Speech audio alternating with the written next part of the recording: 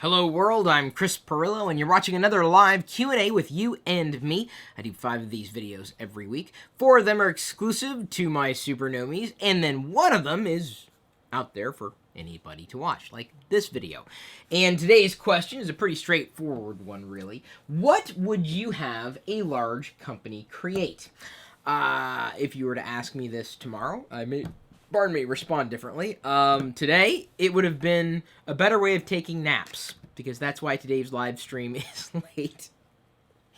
I'm still catching up on a few Z's.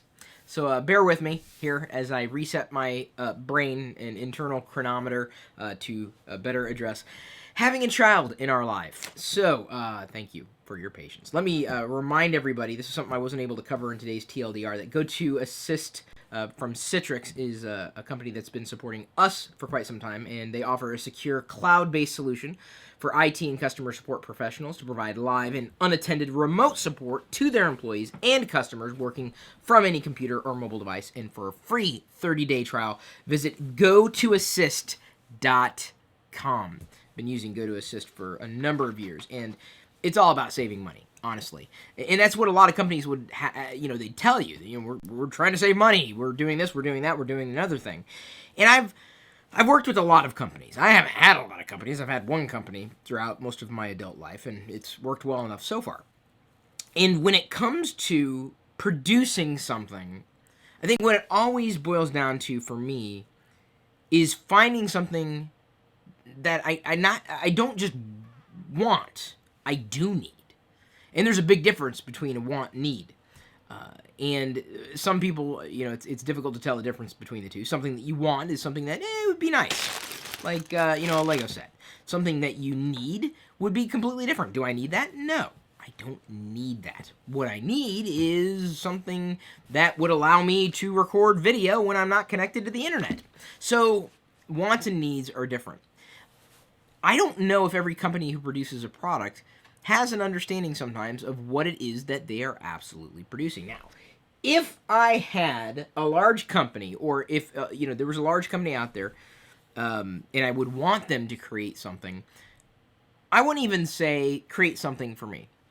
I think understand your product and service to the point where your customers don't just want it, they need it. Not every company is the same. There are a lot of companies out there that create something that people would want, but not necessarily need. But when you've created something that people need, you're creating a potentially deeper connection with those customers. Now, there's a certain line that's drawn. When you know that they need what you have, and there's no alternative, well, you could abuse that relationship. And you could just create something. You don't care because people need it. It doesn't matter how it's done. They need it, and they're going to need it, and there's no way around that. They need it, therefore it can be anything that, it created at any level of quality. But if it were me, if it were always down to me, I always look for overarching experiences, good ideas that are well implemented. And I've seen very few companies on the planet grok that concept to everybody, to quote unquote everybody's benefit. I'm going to give you an example that I don't think you were expecting me to pull out of thin air, but I think it's a great example for me to use in this situation of what would you have a large company create? I'm a big fan of not just ecosystems or systems that work, but ones that just they create this brand experience where it's not just speaking to the quality of the product. You just know what you're going to get going into it. You have these expectations in your head, and even though my house isn't full of it, and some people may argue that I'm full of it, the one company that I would use as an example of what a large company could create, IKEA. I love the idea of IKEA. While I may not like everything they produce, while I may go with an alternative, and I'm not, elevating that as, the ultimate brand. What I'm explaining is they've got a company that if I say that word, you probably already have in your head what IKEA is, or potentially what it isn't. You have an idea that when you get something from IKEA, you know you're going to get instructions that, for the most part, you're going to be able to follow no matter which language you speak.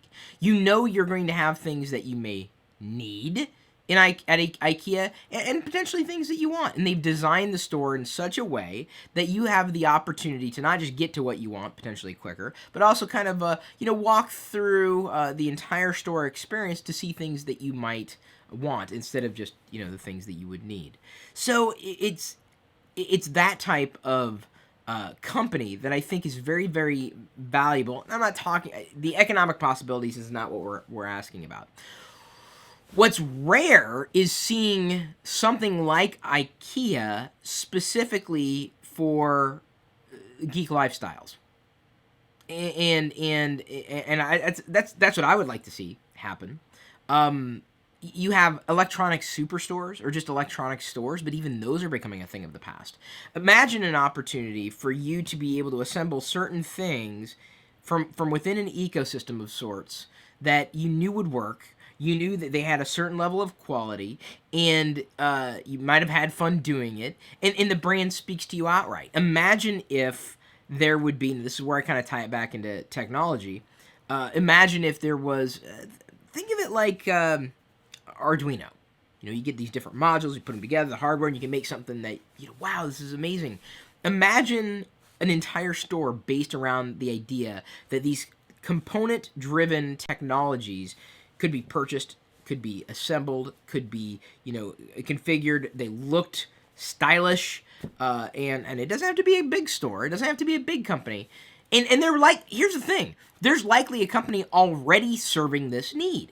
They may not be doing it to the scale of IKEA, but the idea of creating an experience that's fun, that's functional, that a large company could potentially execute on very well, that created an ecosystem where you had the ability to get these various components potentially within a kit, and then build something, and then have something that you built, that you created, again, through a specific brand. Because I've seen, one-offs and piecemeal solutions kind of be released, and they just ultimately never really caught on. For one reason or another, probably because technology is not one of those things that most people think about, like, and go, oh, okay, let's make that. Technology is technology's an enabler, not a destination. But I imagine that it'd be kind of neat to have something that worked a lot like, not exactly like Lego bricks, not exactly like IKEA, but something in that realm, where you could take and build on your own. I think part of that has escaped us. As we kind of get used to, these pieces of technology, they're like, this is great, and I need this, but I didn't build this. Did you build your camera? Did you build your smartphone? Did you build your computer? That's a possibility. But most people these days are not going to be building their own computers. You might say, oh, the people can build their own computer. No one. Enthusiasts will, and there's definitely a place for enthusiasts. But I think in terms of average needs from people, it would just be kind of neat to have that just for average people. And unfortunately, technology is not necessarily pitched or targeted towards average people. And there are a lot more average people out there who need to use technology that I think might find it kind of interesting to build their own radio and have it work. But then that radio kind of fit with the HD TV that they built. Okay, that's a little stretch. Little electronic component things that they would have, that would be sold at a certain quality level. Oh, you want a Wi-Fi module in the toaster? No problem. I don't know why anybody would want that. But think of it like an Internet of Things superstore. But that was just a part of it, right? The simpler, the better. You guys feel me? Experiences. Mixing wants and needs, and modularity. I've always been a fan of modularity. And if you guys know of a company that's doing something like this, let me know. It's probably a small company, because if it was a big company like IKEA, I think I would have known about them by now. Modular. I'm a big fan of modular stuff. I think you guys got that with the IKEA reference and the Lego stuff. So, this could go a million different ways, but I always think about building experiences and helping other people build experiences for themselves. That's what I would do. I don't know what you would do. Maybe you've never even thought of the question. And quite honestly, I didn't even think about the question until it was asked of me today. I'll answer just about any question you guys fire and gals fire at me. And of course, we'll be back tomorrow with even more live videos. At this point, I'm going to leave you to your own devices.